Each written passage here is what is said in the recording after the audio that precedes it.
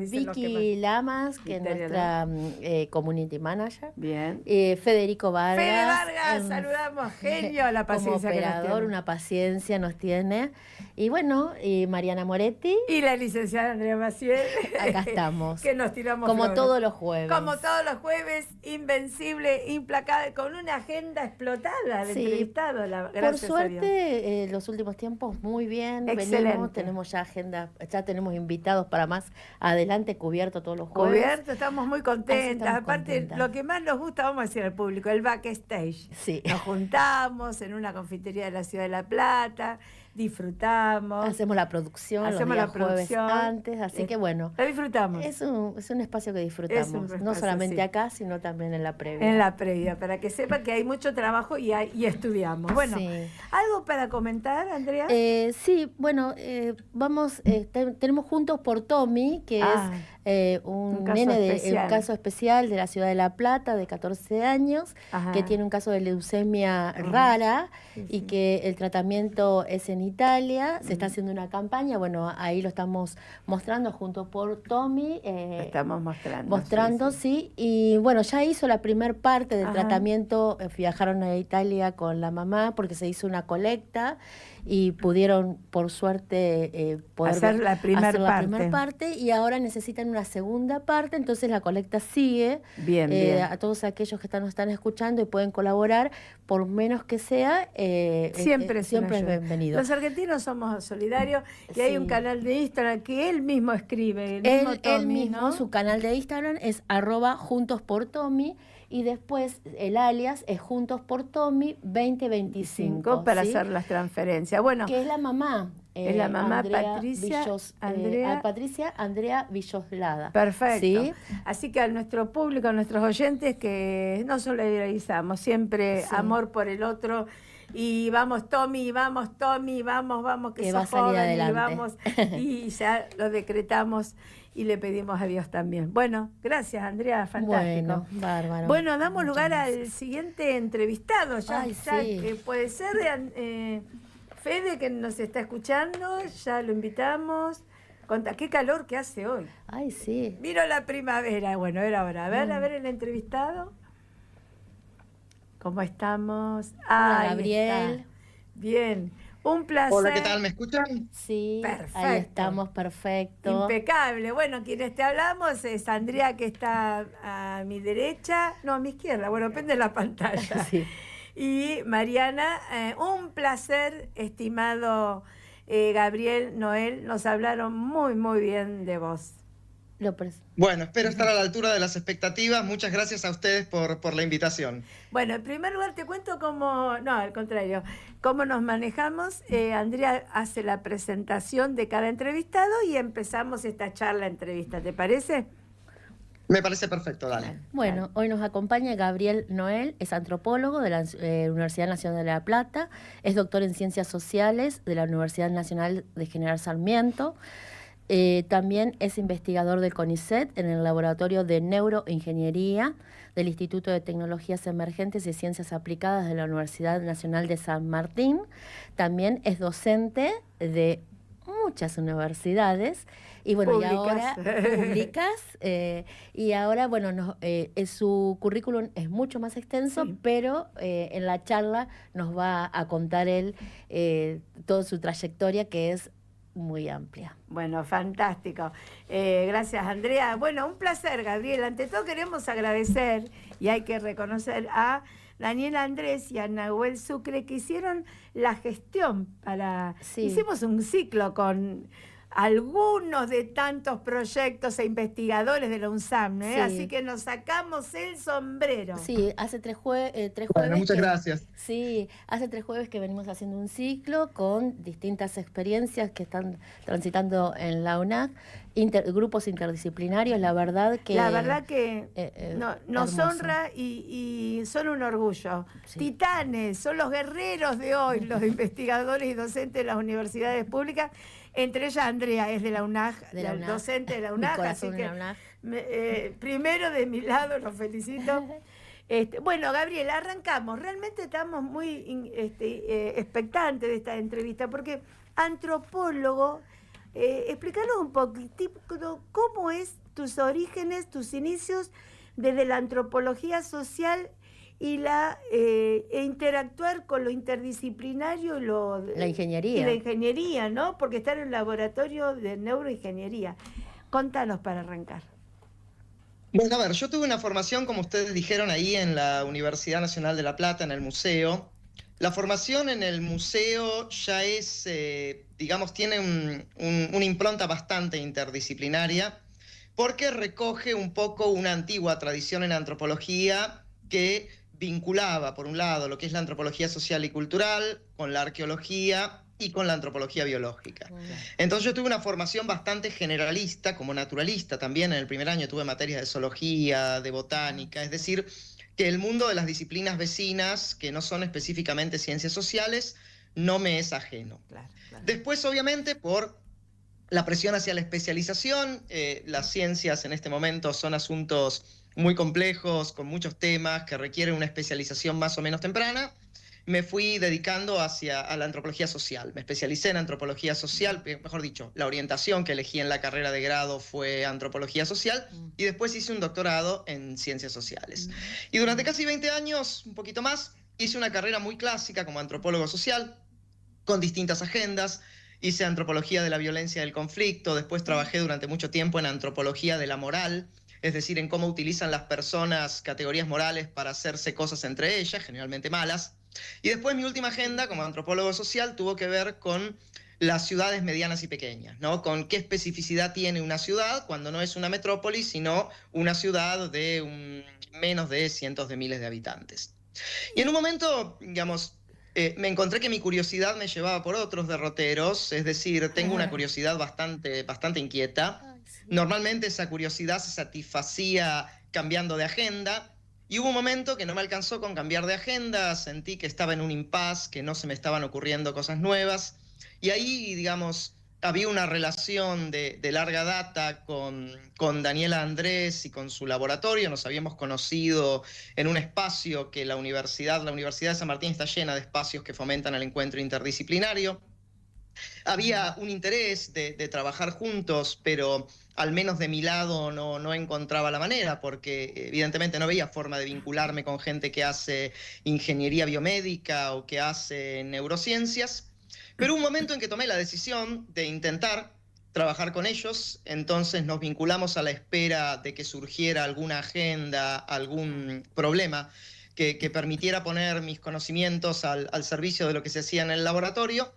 Y ahí surgieron, bueno, dos cosas. Una que ahora no viene a cuento, que es más bien teórica, que tiene que ver con intentar aplicar herramientas provenientes de la lingüística, otra subdisciplina con la que los antropólogos de La Plata a veces estamos familiarizados, a las señales que intercambian las neuronas entre sí, pero donde realmente descubrí que podía aplicar mis competencias y conocimientos, tanto directa como indirectamente, es a la producción de tecnología biomédica. ¿Por qué? Lo digo en una frase. A ver. Nuestro laboratorio diseña dispositivos biomédicos generalmente en el área de la neurología o de la cardiología. Y los ingenieros obviamente son muy buenos diseñando dispositivos. Acá ya tuvieron ingenieros hablando que les contaron algunas de las cosas que hacen. Pero muchas veces lo que sucede es que los ingenieros diseñan dispositivos, obviamente sobre la base de sus propios supuestos y buscando resolver ante todo un problema técnico. Y los dispositivos, todos los dispositivos, pero sobre todo los dispositivos biomédicos, tienen que estar integrados a la vida del futuro usuario. Entonces, ¿qué pasa? Para los ingenieros, muchas veces, no en nuestro laboratorio, pero digamos, sucede en varios lugares, para ellos diseñar un dispositivo es resolver sobre todo una serie de problemas técnicos. Y obviamente, en esa resolución de problemas técnicos, hacen todo lo que pueden para que ese dispositivo evidentemente sirva a las personas que tienen que utilizarlo. Pero eso también requiere un conjunto de habilidades complementarias para los cuales los ingenieros generalmente no son entrenados, que tiene que ver con esta parte de que podríamos llamar la vida de la gente. Y ahí es donde los antropólogos tenemos capacidad de poner una serie de habilidades y disposiciones que adquirimos como parte de nuestro entrenamiento al servicio del diseño. ¿Por qué? Porque nosotros, cada dispositivo que diseñamos, lo diseñamos desde el principio, pensando en las rutinas que el futuro usuario en este momento tiene. Porque, ¿qué pasa? Si yo diseño un dispositivo, después trato de adaptarlo al usuario y negocio con el usuario cómo tiene que acomodarse para usar el dispositivo, estoy poniendo las rutinas del usuario al servicio del dispositivo. Claro. Y le estoy diciendo a la gente básicamente que cambie las cosas como siempre las hizo. Claro. Y lo que sucede cuando uno hace eso es que la gente el primer día usa el dispositivo, el segundo día usa el dispositivo, el tercer día le es incómodo y dice, bueno, por un día que lo use no pasa absolutamente nada. Otro día por ahí dice, bueno, mañana lo uso, y lo deja de utilizar porque las personas siempre hicieron la cosa de determinada manera, y si el dispositivo le cambia toda la manera de hacer las cosas, eso es una incomodidad, requiere adquirir un nuevo hábito, una curva de aprendizaje, y eso en general no termina demasiado bien. Entonces, lo que hacemos nosotros... Qué bueno. Sí, perdón. Sí, no, qué interesante la funcionalidad. Sí, te escuchamos. Bueno, y lo que hacemos nosotros, digo nosotros porque no soy solo yo, sino que tenemos un equipo de estudiantes avanzadas de antropología que están haciendo sus tesinas finales con las cuales se van a graduar en el laboratorio, es desde el principio interactuar con quienes esperamos que van a ser los futuros usuarios. Entonces, primero relevamos cómo hacen las cosas ahora, qué tipo de rutinas tienen. Y desde el principio, el dispositivo es diseñado conjuntamente por ingenieros o estudiantes avanzados de ingeniería y antropólogos o estudiantes avanzados de antropología para que se inserte de la manera menos conflictiva y menos disruptiva posible en las prácticas actuales del futuro usuario. Entonces la idea no es, mirá, diseñamos este dispositivo maravilloso que te resuelve problemas, pero vas a tener que hacer una serie de cambios en tu rutina de diagnóstico, en tu rutina de cuidado, en tu rutina de monitoreo de la salud, para que poder aprovechar este dispositivo. Lo que hacemos es al revés, decimos de qué manera podemos diseñar un dispositivo que se inserte de la manera menos disruptiva posible en las rutinas actualmente existentes. Qué fantástico. Muy qué bien. Como es muy elocuente, me encanta cómo explica, se nota que es docente.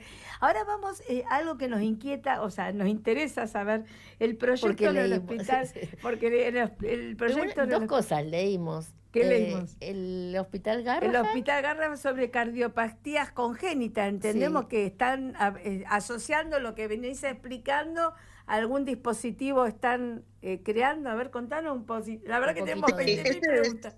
Ese, si se quiere, uno de los proyectos más ambiciosos que tenemos, en el buen sentido de la palabra ambicioso, y más interesantes y justamente que tienen más de cooperación interinstitucional. Todo esto empezó en 2022, hace ya varios años. Nosotros, en general, la mayor parte de nuestros desarrollos tecnológicos empiezan siempre de la misma manera. Nos vinculamos con gente que alguno de nosotros conoció en algún momento a partir de su experiencia personal o profesional, que digamos que están vinculadas al área de salud, y vamos y les preguntamos más o menos literalmente, ¿qué les serviría a ustedes que le inventáramos? Y tuvimos una reunión en febrero, porque es eso, no decidimos nosotros, estaría bueno inventar. O sea, ¿ustedes qué necesitan que hagamos? Y nos reunimos en febrero de 2022 con un cirujano, Ramiro Goldman, especialista en cardiopatías congénitas, que ahora explico lo que son, en el Hospital Garrahan, justamente para plantearle esta pregunta. O sea, ¿de qué les serviría a ustedes que un equipo de un laboratorio vinculado a una carrera de ingeniería biomédica les diseñara algo? Las cardiopatías congénitas son básicamente defectos morfológicos en el corazón que tienen que ver con algo que falló en el desarrollo embrionario. Para decirlo del modo más claro posible, el desarrollo embrionario del corazón es una especie de truco de globología, es decir, empieza como un tubo, un simple tubo, y ese tubo después, estoy simplificando mucho, obviamente, esto es embriología. La capacidad de explicar es fantástica, No bueno, queremos gracias, son muchos años. Fantástica, son años, pero bueno, qué claro. Este tubo hace como un truco de globología, se pliega sobre sí mismo, se anuda, qué sé yo, y si todo sale bien, terminamos con un corazón funcional tal cual lo conocemos, ¿no? Con las 4 cámaras, con las válvulas donde tienen que estar, con los vasos saliendo por donde tienen que salir, con los tabiques donde tienen que estar, etcétera, etcétera. Ahora, ese proceso de desarrollo embrionario del corazón puede fallar de múltiples maneras. Y si ese proceso falla, cosa que ocurre, y ocurre con relativa prevalencia, tenemos un corazón morfológicamente anómalo. Es decir, que tiene cámaras de más o de menos, que tiene una conexión donde no la tiene que tener, que no tiene una conexión donde sí la tiene que tener, donde tiene algo conectado donde no va, etcétera, etcétera. Qué complicado. Eso implica que cuando un bebé nace con una cardiopatía congénita, hay que hacerle un montón de cirugías correctivas. Y digo un montón. Puede tener un montón de cirugías durante los primeros meses o el primer año de vida. Implica pasar en terapia intensiva, implica intervenciones continuas, que además tienen una complejidad que no tiene, por ejemplo, las intervenciones en el corazón de adulto. Primero porque cada cardiopatía congénita es distinta, es decir, si bien están clasificadas obviamente y hay digamos, una tipología de cardiopatías congénitas, cada caso es singular. En segundo lugar, porque ese es un corazón muy pequeño y además que crece. Imagínense que si a los chicos le quedan chicas las zapatillas enseguida o el calzado, el corazón va creciendo. Qué práctico. Y además, no es una intervención que le hago a una persona, por ejemplo, de mi edad, que tenés que garantizarle, no sé, un par de décadas más de vida. Es una persona a la que tenés que garantizarle una calidad de vida durante un tiempo prolongado, hasta la vida adulta. Claro. Es tan específico el conocimiento de las cardiopatías congénitas que no es un conocimiento transparente ni siquiera para los médicos no especializados. O sea, no es seguro que un cardiólogo de adultos sepa cómo lidiar con cardiopatías congénitas, ni un pediatra, ni un médico generalista. Es un conocimiento muy, muy específico. Entonces, este médico, Ramiro, nos dice lo siguiente. Estaría muy bueno si ustedes pueden hacer una app para el celular, una aplicación, sobre cardiopatías congénitas en la que yo pueda agarrar un corazón morfológicamente sano, ¿sí? Y distorsionarlo para que quede en esa aplicación un corazón como el que tiene el paciente con cardiopatías congénitas. Entonces, ¿qué pasa? Estos pacientes se atienden en el Garrahan, es uno de los poquísimos lugares de la región que trata cardiopatías congénitas. Excelente. Van a pasar un montón de tiempo. Excelente hospital y lo defendemos de este espacio. Sí. Excelente. Por supuesto que sí.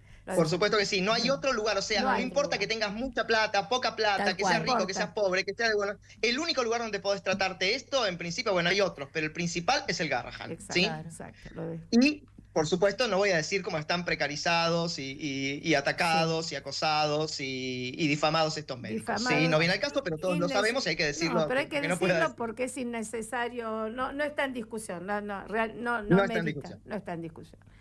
Bueno, entonces la idea era hacer una app.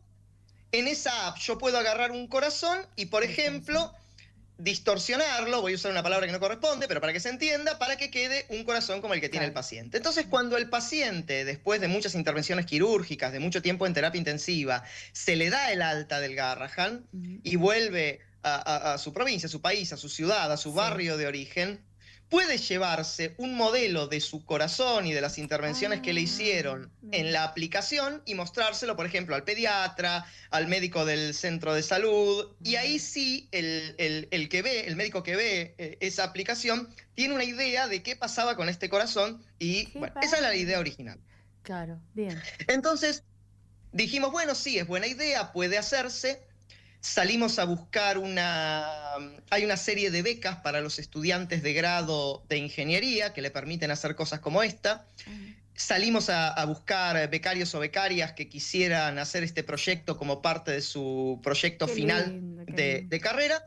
Y entrevistamos y reclutamos, por así decirlo, a Victoria Molina, que es una estudiante de ingeniería que se está por recibir con este proyecto, que empezó a desarrollar la aplicación. Pero esto fue solo el comienzo, porque sucedió unos meses después, esto se pone cada vez mejor. Me encanta, sucedió como lo contás, me encanta, es apasionante. Qué lindo. Y hay que contarlo como si fuera una serie. Sí, pero ¿por qué es como una serie? Me encanta, sí. Te seguimos atentamente. Unos meses después, llegan a visitarnos al laboratorio un grupo de ingenieros de la Universidad de California en Los Ángeles, de UCLA, que también por un contacto común habían oído del laboratorio. Vinieron a visitarnos, nos preguntaron qué estábamos haciendo, les contamos un poco quiénes éramos, cuáles eran los proyectos. Y bueno, visitaron el laboratorio y antes de irse dijeron, queremos colaborar con ustedes, queremos hacer algo juntos. Y ahí les preguntamos, bueno, ¿y ustedes qué están haciendo? ¿Qué saben hacer? Dice, bueno, nosotros estamos trabajando, como muchos equipos en este momento en Estados Unidos, en modelos de inteligencia artificial, lo que se conocen como modelos grandes de lenguaje, LLM. Sí, LLM. ¿Hay alguna cosa en la que podamos meter inteligencia artificial?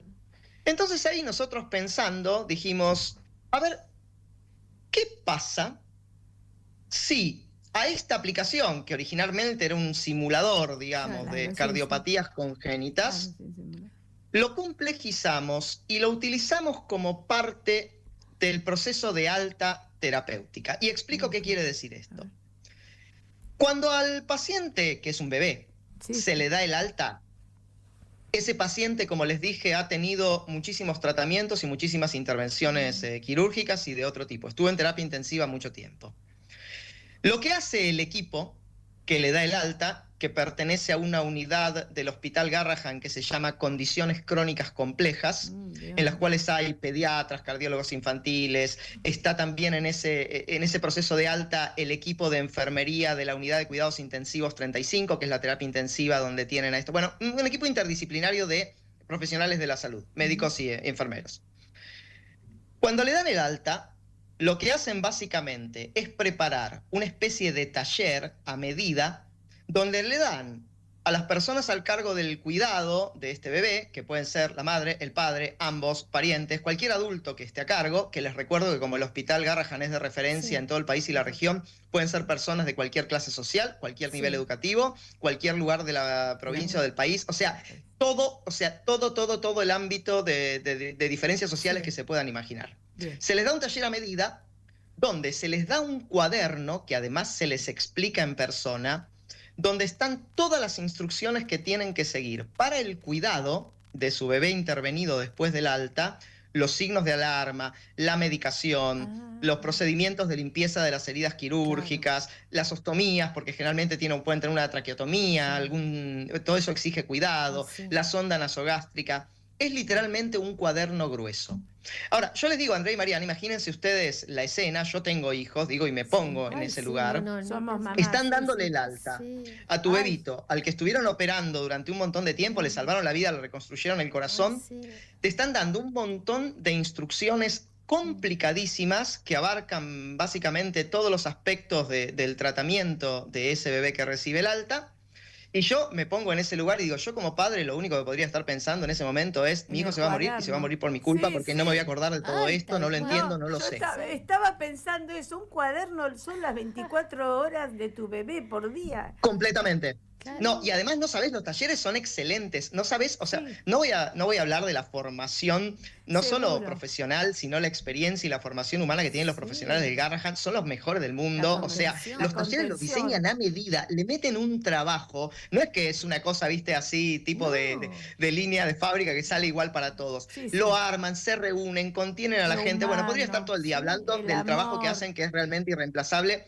El nivel de formación que tienen, o sea, es gente que está constantemente formándose, que nunca está satisfecha con lo que sabe, siempre cree que es una cosa fabulosa. Bueno, entonces vos imagínate, yo a veces digo, a veces voy al médico y el médico soy un señor mayor, el médico me da 2 pastillas y me dice, bueno, esta cada 6 horas, esta cada 8. Y llego a mi casa y digo, ¿cuál era cada 6 y cuál era cada 8? Imagínate la cantidad de instrucciones, tomarle la temperatura y si se pone azul y controlar. Bueno, entonces ahí es donde dijimos, ¿qué pasa si todas estas instrucciones, además de dárselas en un taller a los cuidadores de este bebé que recibe el alta, se las damos a una inteligencia artificial? La programamos en una aplicación y esa inteligencia artificial interactiva te permite consultarla y te hace consultas. Entonces, por ejemplo, estoy inventando, ¿no? Pero ponele que tenés que tomarle la temperatura 3 veces por día al bebé. Y son las 11 de la mañana, o sea, y no se la tomaste. Salta la inteligencia artificial y dice,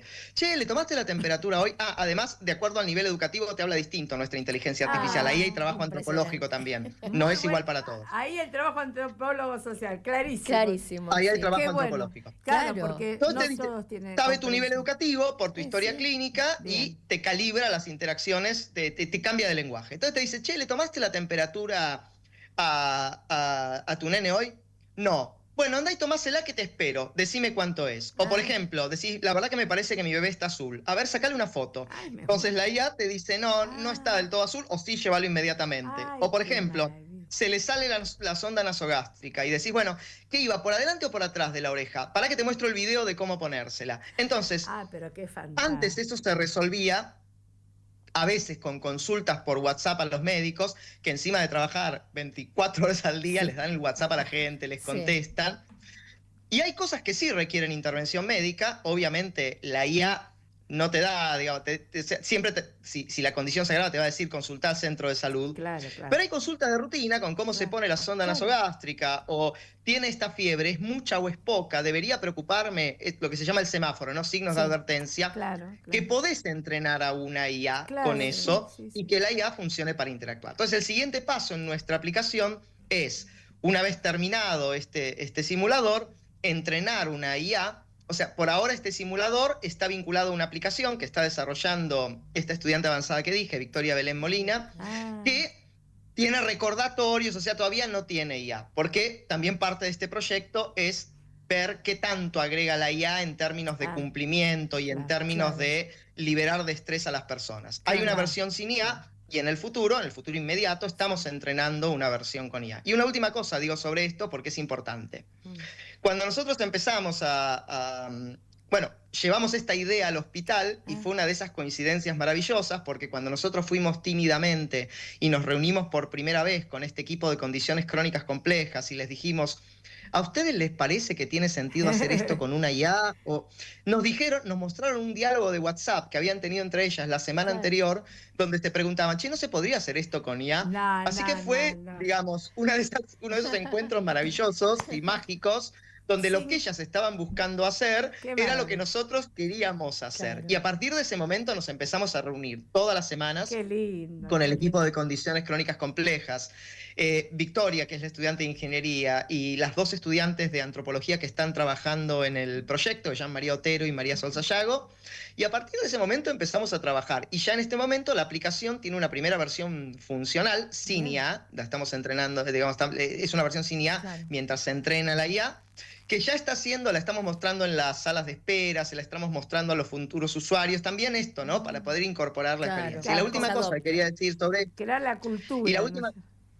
Crear una cultura. Bueno, sí, hay una serie de prácticas, hay una serie de prácticas que las personas tienen y que tienen que estar incorporadas. Y cuando nosotros empezamos a hacer esto, dijimos, bueno, ¿no habrá aplicaciones de este tipo que ya existan? Y hay cosas parecidas que están desarrolladas en Estados Unidos, en inglés, y que requieren tener, no sé, el iPhone 27 con 45 terabytes de RAM y una conexión a internet que funcione perfecto. Y una cosa, cuando nosotros diseñamos esta aplicación y todas las aplicaciones, creo que esto es algo de lo que Daniel Andrés habló en la primera de las 3 entrevistas que mencionaban, estamos pensando en democratizarla. Porque si en definitiva yo hago una aplicación de punta que solo puede usar la persona que tenga la última tecnología y que la mantenga actualizada, no la puede usar nadie. Entonces la aplicación va a tener varias versiones. Va a tener una versión completa con IA que va a requerir no el mejor de los teléfonos, pero un smartphone más o menos reciente, de 2-3 años, para funcionar. Pero también va a haber otras versiones, como las versiones sin IA o versiones reducidas, que pueden funcionar en cualquier teléfono. No te digo en un Nokia 1100, pero sí en un teléfono viejo. Porque de nuevo, lo que nosotros pensamos es, la persona que viene al Garrahan se tiene que llevar la aplicación. De más está decir que esta aplicación es absolutamente gratuita. El Garrahan tiene una licencia para usarla a perpetuidad y para permitírsela usar a quienes lo permitan. Nosotros, de más está decir, no pensamos sacar un peso con esta aplicación, no la hacemos por eso, la hacemos justamente porque, primero porque es un lindo desafío de conocimiento, ¿no? Y sobre todo este trabajo interdisciplinario entre ingenieros biomédicos y antropólogos sociales, pero sobre todo porque resuelve un problema que existe. Y el problema que existe es el estrés y el cumplimiento de las indicaciones terapéuticas que se esperan de un cuidador de un pacientito, de un bebé que recibe el alta después de haber sido intervenido por una condición crónica compleja como las cardiopatías congénitas. Sí, a mí, bueno, me encanta escucharlo y aparte el proyecto. Por otro lado, a medida que hablaba, pensaba en los familiares, que es un acompañamiento, ¿no? Por esto de la contención y acompañamiento que te va indicando. Y por otro lado, digo, se me ocurría que no empiezan con esta patología, pero para muchas patologías más va a poder completamente. Esta es la idea. Se va a la idea seguro. Tal cual. La idea es porque el Garrahan justamente, como es un hospital complejo que atiende montones de condiciones relacionadas con la infancia, la idea es que una vez que está desarrollada, aprobada y validada este tipo de aplicación, se puede utilizar para otras condiciones. Y de hecho la última etapa de nuestro protocolo de testeo implica testear el motor de inteligencia artificial que está siendo desarrollado con otras patologías. Y de nuevo, esto voy a hacer hincapié porque ya acá las personas presentes lo sabemos, pero es importante que lo recuerden también quienes nos escuchan. Esto lo está haciendo una universidad pública, con un hospital público, con investigadores de CONICET y de la universidad pública y con estudiantes que están haciendo carreras en la universidad pública. El costo fue genial porque cuando estábamos haciendo las conversaciones iniciales con el Garrahan, nos preguntaban, ¿y esto cuánto nos va a costar? 0. Pero seguro, 0. Y la licencia, 0. O sea, esta idea de que, bueno, en este momento hay muchos actores ofreciendo tecnología, pero de hecho muchas de las médicas del proyecto nos contaban que habían tenido desde siempre intención de incorporar este tipo de herramientas, ni bien aparecieron, pero que el gran obstáculo era que no podían pagar las horas de programación. Bueno, esas horas de programación están siendo provistas por nuestros estudiantes avanzados de ingeniería biomédica. Entonces digo, es importante porque es un ecosistema público el que está produciendo una aplicación que busca beneficiar justamente a todos los usuarios del sistema de salud. Y la experiencia que adquiere el estudiante es increíble, porque en algo concreto... Se reciben con esto. En este momento hay 3 personas y probablemente una cuarta para la que pedimos una beca CONICET que se van a recibir en el marco de este proyecto. Pero qué maravilla, orgullo, aparte... lo que se les va a abrir las posibilidades, porque hoy están en el Garrahan, se pueden estas especialidades seguir formando estas jóvenes o más jóvenes y potencia el conocimiento, se democratiza el conocimiento en otras demás provincias, porque pueden haber centros de derivaciones, ¿no? O sea, que pueden utilizar completamente. Estas soluciones. Claro, sí. Pero es fantástico. Achicar las distancias, yo digo, ¿no? Porque el territorio tan amplio y bueno, se va hasta la casa. A mí me sí, porque sabemos que en Argentina hay una desigualdad geográfica debido a la concentración de la población. Sí, entonces, a ver, yo vivo literalmente a 4 cuadras del Garrahan. Si yo tuviera que usar el Garrahan o si yo tuviera un hijo con una cardiopatía congénita que requiriera atención, estoy literalmente a 7 minutos de caminata. Pero es esto, hay gente que viene de todos lados y que después se vuelve y... el sistema de salud no tiene por ahí la complejidad que eso requiere. Entonces, es exactamente como vos decís, democratizar también los cuidados. Tiene que ver con distribuir una herramienta que si bien por supuesto no termina de compensar las desigualdades geográficas, sociales, o sea, eso no se hace con herramientas, claramente, se hace con política, sí le da la posibilidad de que el médico referente, el pediatra, el del centro de atención primaria de salud, que atiende a este paciente una vez que volvió a su lugar de origen, tenga una herramienta con la que puede dialogar. Es decir, tenga una herramienta que puede ofrecerle, como fue al principio, un modelo de este corazón para que entienda cuál fue la patología original, qué se intervino, qué se operó, qué requerimientos tiene este paciente. Y bueno, eso. Y una cosa muy importante también, la mayor parte de la información la información clínicamente sensible que utiliza esta aplicación está guardada a nivel local en el teléfono. Porque muchas veces lo que pasa con los modelos de inteligencia artificial, es que eso quién sabe dónde va a parar. Obviamente entrenar la inteligencia artificial implica subir la información a algún lado. Pero lo que nosotros hacemos es mantener la información en una especie de corral cerrado, porque es información médicamente sensible. La aplicación la configura el equipo médico del Garrahan, que conecta el teléfono a una computadora y configura la historia clínica del paciente, y después los datos y el registro de la interacción se guardan localmente y después el médico lo levanta cuando la persona va al hospital. Entonces también digo, está protegida los datos personales de la persona, cosa que no se puede decir que hagan las compañías de inteligencia artificial. No, y aparte, bueno, está la ley de Habeas Data en Argentina, entonces, bueno, es importante que también se proteja. Poniendo foco en eso, ¿no? Es muy importante que se proteja la información de cada individuo y de la familia. Yo me quedé pensando en los padres, los hermanos, qué buena solución que también se abra a otras patologías, ¿no? O sea que, y a costo cero, o sea, esto no le sale nada al Estado, o sea, porque si conservan hospitales públicos como el Garrahan, con investigadores, etcétera, costo cero, y le damos felicidad a nuestro pueblo, a nuestra querida ciudadanía. que tanto nos Y hace calidad falta. de vida y supervivencia, porque, a ver, insisto, las cardiopatías congénitas no son una cuestión cosmética. O sea, tener un corazón funcionalmente anómalo es un problema, porque cambia toda la circulación. O sea, lo que estoy diciendo no es una cuestión, bueno, es una cuestión correctiva, evidentemente, es una cirugía correctiva, pero no es una cuestión cosmética. O sea, literalmente es una cuestión de vida o muerte. Literalmente, no es para ser dramático, es una cuestión de vida o muerte. Gabriel, ¿hay indicadores? O sea, estas cardiopatías, estas problemáticas, cardiopatía congénita, ¿ha crecido, se mantiene en el tiempo, son menos o esto no hay indicadores? No sé. En realidad, al ser congénitas, tiene que ver con... Yo no soy médico, así que no quiero decir cosas que no sé. Bien. Tenemos indicadores de incidencia, pero la verdad es que no sé decir una tendencia. Son congénitas, es decir, quiere decir que surgen de una anomalía en el desarrollo embrionario. Ahora, si hay factores ambientales que interfieren con el desarrollo embrionario y aumentan las cardiopatías, si hay teratógenos, digamos, que no, la verdad es que no lo sé. Ahí habría que preguntarle a un médico y si es mejor a un especialista en cardiopatías congénitas. La verdad es que no lo sé. Pero sí tenemos números, hay muchos no los casos, repasé, ¿no? pero Perdóname. Pero sí, hay casos, sí.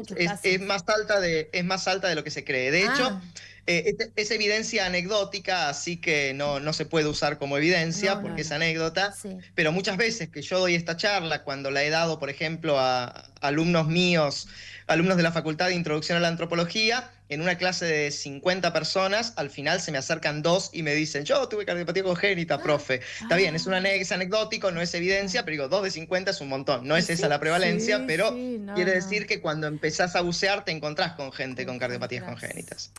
Bien. Qué fantástico, ¿no? Sí. Ay, le habíamos tantas preguntas. Sí. Bueno, yo tengo otra pregunta porque leí, viste, toda la información que nos mandan los invitados cuando los conectamos. Y leí algo tuyo que escribiste, código neuronal. ¿Qué es el código neuronal? Yo porque siempre Bueno, la cuestión aprender. Es así. Las neuronas se comunican entre ellas de muchas maneras. La manera más evidente entre la que se comunican entre ellas y la que está mejor documentada es a través de pulsos eléctricos, que en realidad son cambios en la polarización de la membrana plasmática de las neuronas, con los cuales las neuronas se envían pulsos a través de los cuales se pasan mensajes. Claro, sabemos que se pasan mensajes a través de esos pulsos eléctricos, se sabe desde hace un montón, y existen técnicas para registrar esos pulsos eléctricos, que implica aplicar un microelectrodo microscópico de platino iridio que se apoya sobre una zona del cerebro en la que se quieren levantar señales. Después esas señales hay que procesarlas porque intentar levantar la señal de una membrana, de una neurona, es como intentar mantener una conversación en voz baja en un boliche bailable. Es decir, hay un montón de neuronas hablando todas al mismo tiempo, entonces lo que levantás es una señal llena de ruido en la cual hay que hacer ciertos procedimientos. En el laboratorio se desarrolló un algoritmo que te limpia la señal y tenés razonables chances de saber que esa es la señal que una neurona concreta está mandando. Ahora bien, sabemos que las neuronas se mandan señales entre ellas, pero no sabemos exactamente cuál es el lenguaje en el cual se comunican. Eso es lo que se conoce como código neuronal. Es decir, cuál es el lenguaje de los pulsos eléctricos mediante los cuales las neuronas se comunican en su membrana plasmática. Sí, a ver, sí sabemos, por ejemplo, no sé, que cuando una neurona manda pulso, la neurona con la que tiene una sinapsis, con la que tiene un contacto, descarga. Pero no sabemos exactamente cuál es el mensaje que transmite, porque esos pulsos no son todos iguales, es decir, sí tienen todos la misma amplitud, es decir, si vos lo ves, eso en un gráfico es un gráfico en el que hay líneas, ¿no? Como si fuera un peine. Bueno, todos tienen la misma altura, pero no se sabe dónde está la información, está en la frecuencia, está en los espacios y los intervalos. Hay muchas teorías acerca del código neuronal que se vienen barajando desde la década de 1950 y ninguna ha logrado esclarecer la naturaleza de esas señales. Como yo tengo formación, tenía una formación inicial como en lingüística, que también es parte de una de las subdivisiones de la antropología, que son 4, las 3 que mencioné que están en La Plata, más la antropología lingüística, y tenía cierta familiaridad inicial con la lingüística. En un momento, discutiendo con Daniela Andrés, que había trabajado código neuronal con herramientas matemáticas, nos dijimos, ¿qué pasa si aplicamos herramientas lingüísticas, porque al fin y al cabo, si es un código, tiene que satisfacer ciertas condiciones que todo código tiene que satisfacer para transmitir información. Y la lingüística se ha dedicado a estudiar los códigos más complejos que conocemos, que son los lenguajes articulados mediante los cuales los seres humanos interactúan. Sí. Entonces lo que hicimos fue transformar las señales, porque estas señales son continuas, es decir, son una línea, y la lingüística trabaja sobre la base de unidades discretas, los ladrillitos que componen el lenguaje. La doctora Andrés hizo un tratamiento a estas señales para discretizarlas, las tradujimos a un conjunto de símbolos arbitrarios que a mí me permitieran reconocerlas, y empecé a trabajar con ellas como si fueran un mural encontrado en una pirámide o un lenguaje extraterrestre. Es decir, yo sé que hay irregularidades ahí adentro, pero no sé cuáles son. Y empezamos, y de nuevo, abordándolas como un lenguaje, empezaron a aparecer regularidades. Obviamente tuve que actualizar toda mi lingüística, hacía 30 años que no me dedicaba a eso, y lo sigo haciendo, pero empezaron a aparecer regularidades que yo trabajé a ciegas, es decir, no sabía, a propósito elegí no leer el trabajo previo de la doctora Andrés, y encontramos una convergencia, es decir, un conjunto de conclusiones a las que yo llegaba a partir del análisis lingüístico de estas señales transformadas eran consistentes con las conclusiones que ella había llegado a partir del tratamiento matemático de las señales. Y a partir de ahí escalamos la apuesta, escalamos la apuesta y empezamos a buscar herramientas matemáticas que la lingüística utiliza para encontrar regularidades entre lenguajes para adaptarlas al análisis de señales neuronales. Ahí también, en este momento, presentamos un becario a Beca CONICET, que esperamos que le salgan, que es un estudiante que se está por recibir de ingeniero biomédico de la provincia de Córdoba, y él es el que nos va a ayudar con la adaptación y la implementación de estos algoritmos matemáticos extraídos de la lingüística y que vamos a utilizar para las señales neuronales, a ver si podemos encontrar justamente estas regularidades que hacen de esas señales un código. Y eso, ¿para qué estaría más orientado? ¿Para patologías determinadas a nivel neuronales o hacia qué fines? Un poco para... Bueno, para nosotros, para empezar, es un trabajo de ciencia básica, es decir, queremos entender cómo hablan las neuronas, porque entender cómo hablan las neuronas sería maravilloso, digamos, sería develar un mecanismo esencial, no es la única manera, dije, entre que las neuronas se comunican, pero es un mecanismo esencial de funcionamiento del sistema nervioso. Ahora, la pregunta es muy buena porque este proyecto lo empezó la doctora Andrés hace muchos años, mucho antes de que yo me sumara al laboratorio, a partir del análisis de señales provenientes de pacientes con Parkinson. Imagina que está orientado. Los pacientes, a ver, el Parkinson, los pacientes, digamos, con Parkinson, a veces se los somete a una intervención quirúrgica, sobre todo en casos muy avanzados y que ya son refractarios al tratamiento con drogas, con la levodopa, que es la droga que se utiliza para inhibir el temblor. Se hace una intervención quirúrgica que se llama DBS, que es la sigla de Deep Brain Stimulation, es decir, estimulación cerebral profunda. Lo que se hace es, se hace una cirugía, se abre el cráneo del paciente, se le hace descender un electrodo pequeño, que se va a dejar en forma permanente en el cerebro. Ese electrodo se aloja en una región del cerebro que se llama globo pálido, en la parte interna del globo pálido. Se cierra el cráneo del paciente, se le pone una suerte de marcapasos eléctricos que va conectado a ese electrodo, se activa el marcapasos y eso inhibe el temblor. El paciente deja de temblar, ¿sí? Durante esa operación se recogen, o sea, es posible recoger señales de esa parte del cerebro del paciente y analizar precisamente, este fue el trabajo postdoctoral de la doctora Andrés, si hay o no hay patrones distintos en los mensajes que se pasan las neuronas de un paciente que tiene un diagnóstico compatible con Parkinson y los de un paciente que no tiene ese diagnóstico. Obviamente tiene una limitación trabajar con pacientes humanos. Primero, que los datos son levantados en cirugía en tiempo real y esa cirugía es lo más breve posible. No puedo decirle al médico, por favor, ¿me podés dejar el electrodo ahí un par de horitas para levantar señales? Claro, no se puede. No se puede. el médico opera y cierra. Y segundo, que no se puede hacer cirugía sobre pacientes sanos, ¿sí? Claro, no puedo pedir claro. voluntarios y decir, ¿te dejarías abrir el cráneo un segundito que quiero? Bueno. Entonces, lo que hizo la doctora Andrés fue adaptar, digamos, el procedimiento y hacerlo con ratas.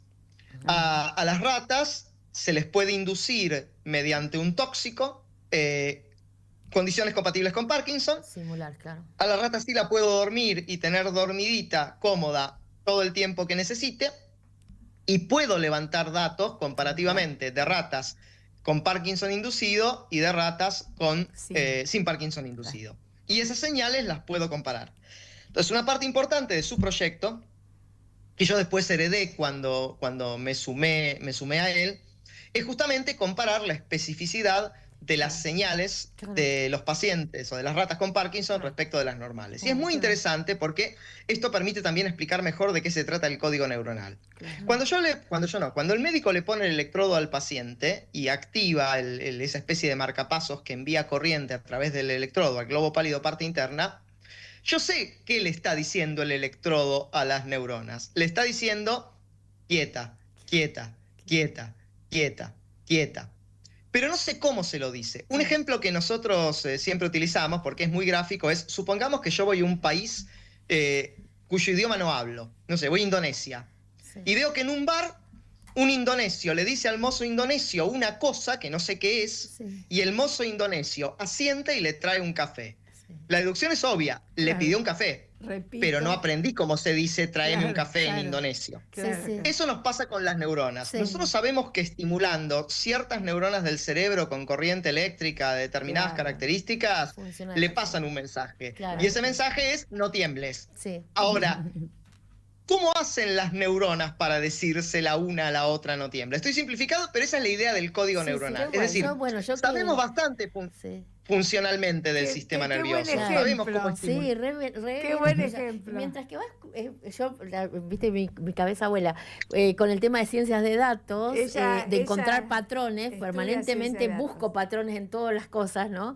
Entonces digo, bueno, qué bueno esto de ir observando estas señales. Los antropólogos somos expertos en encontrar patrones. Es otra cosa con la que contribuyo como antropólogo. Claro. Porque ser antropólogo social es básicamente irte a vivir 1, 2, 10 años en un lugar del que no tenés idea cómo funcionan las cosas y empezar lentamente a buscar patrones hasta que las cosas hagan un sentido que te permita entender por qué las personas hacen lo que hacen y por qué explican lo que hacen de la manera que lo explican.